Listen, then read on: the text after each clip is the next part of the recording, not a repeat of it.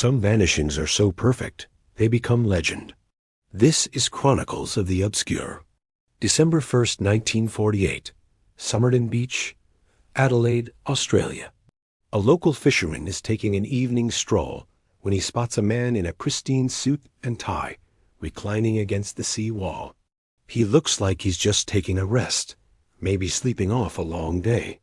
But as the fisherman gets closer, he realizes the man isn't asleep. He's dead. Police arrive on the scene, and the mystery only deepens. In the man's pockets, they find a few mundane items: a metal comb, a pack of chewing gum, a used bus ticket to a nearby stop, and a half-smoked cigarette resting on his collar. He's handsome, in peak physical condition, but has no wallet, no cash, no identification whatsoever. Stranger still, every single label has been meticulously cut from his clothing, the brand of his suit, his shirt, his tie, even his socks. It's as if someone wanted to erase his very existence. This is the opening scene of a puzzle so intricate, so layered with secret codes, rare books, and whispers of international espionage, that it has baffled investigators for over 70 years.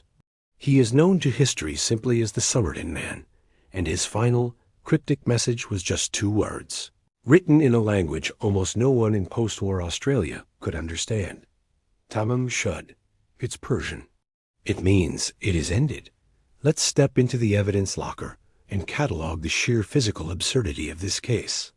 First, the body itself. The autopsy was a dead end. The coroner found his internal organs were congested with blood, particularly his stomach. His spleen was enormous, 3 times its normal size. This all pointed to poison, but no poison known in 1948 could be identified. The substance was fast-acting, untraceable, and left almost no sign. The man's physique was also unusual. He had well-defined, high calves, like those of a ballet dancer or a long-distance runner. Who was this athletic man who died so mysteriously? Months after the initial investigation stalled, a pathologist re-examining the man's clothing found something everyone had missed. Tucked away in a tiny, hidden fob pocket in the man's trousers was a tightly rolled scrap of paper. When it was carefully unrolled, it revealed the printed words, Tamam Shud. This was the source of the enigmatic phrase. But where did it come from? Police launched a public appeal, and the case took another bizarre turn. A local man came forward with a story. Around the time of the death, he'd found a book in the back of his unlocked car, which he'd parked near Somerton Beach.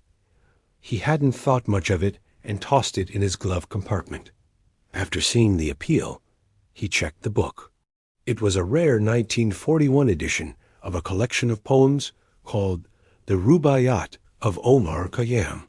As he flipped to the end, he saw the final words of the book were Tamam Shud, and on that final page, a section had been torn out. Forensic analysis confirmed it. The scrap of paper from the Somerton man's pocket was a perfect match to the tear in this book. The mystery was now centered on this specific copy of the Rubaiyat. Investigators examined it with a fine-toothed comb, and inside the back cover they found what they were looking for. Lightly penciled, almost invisible, was a sequence of letters. It was a code, 5 lines of seemingly random capital letters. For over 70 years, the world's best cryptographers, from military intelligence to amateur sleuths, have tried to break it. To this day, it has never been conclusively deciphered. A dead man, a rare book of poetry, and an unbreakable code. The stage was set for decades of speculation. So, let's fire up the theory board. What really happened on that beach? Theory number 1 is the most enduring and popular. The Cold War spy. Think about it. Australia in the late 1940s was a hotbed of post-World War II espionage, a key listening post in the Pacific. The Somerton man's peak physical condition, the tradecraft of removing all clothing labels to prevent geographic tracing, the use of a sophisticated, untraceable poison, these are all hallmarks of an intelligence agent.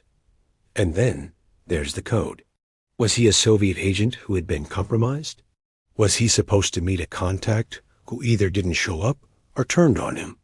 The theatrical nature of his death could have been a final silent message to his handlers. He was ended, but there's another, more personal angle. Theory number 2, the tragic romantic. Police managed to trace a phone number, also penciled in the back of the book. It belonged to a young nurse who lived just a short walk from Somerton Beach. Her name was Jessica Thompson, though she was often called Justin. When police questioned her, she was evasive. She admitted that she had once owned a copy of the Rubaiyat, and in fact, had given it to a man she knew, a former Army lieutenant named Alf Boxall, during the war. For a moment, police thought they had their man. They tracked down Alf Boxall, alive and well, and he still had the copy of the Rubaiyat Justin had given him, complete with her inscription. It was a different copy. So, who was the dead man? When police showed Justin a plaster cast made of the Somerton man's face, witnesses said she reacted with absolute shock, almost fainting. She looked horrified. But officially, she denied ever knowing him. Decades later, her daughter would claim she believed her mother did know who he was, and that his identity was a secret she took to her grave. Was the Somerton man a spurned lover, creating a dramatic, literary suicide on her doorstep? Then there's Theory 3, the lost everyman. This is a simpler, but perhaps darker idea. What if he wasn't a spy or a lover, but just a deeply troubled individual with no family to speak of? Perhaps he was suffering from a mental illness and constructed this elaborate puzzle around his own suicide, not as a message to anyone in particular, but to ensure he wouldn't be forgotten, to become a legend instead of just another unclaimed body. In this version, the code might just be the random scrawlings of a disturbed mind, with no meaning at all. For 70 years, these theories swirled, but the central question remained: who was he? Then, in 2022, modern science finally broke the silence. After a long legal battle, the Somerton man's body was exhumed. Using advanced genetic genealogy analyzing DNA from hairs trapped in the original plaster cast, researchers finally gave him a name. His name was Carl Charlie Webb. He was born in 1905, an electrical engineer and instrument maker from Melbourne, hundreds of miles away from Adelaide. The case was solved, right? Not exactly.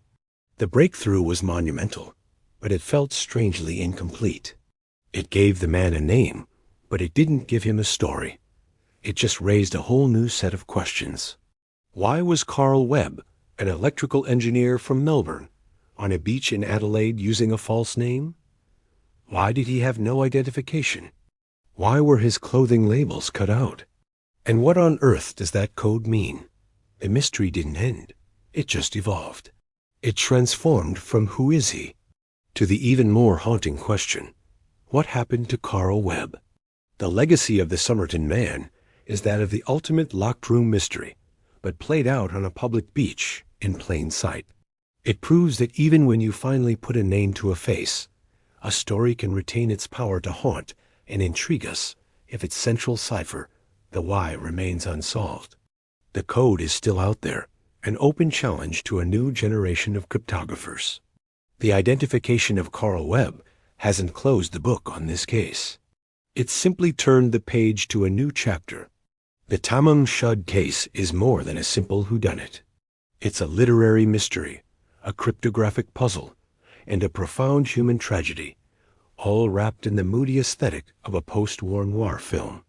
It forces us to ask, where is the line between a person's death and the story we choose to build around it? Now that we know his name is Carl Webb, does the mystery feel solved to you? Or has it just become more personal, more tragic? What do you believe the code says? And what series of events led this Melbourne engineer to his final moments on Somerton Beach? Let me know your theory in the comments below. Thanks for joining us on this journey into the unknown.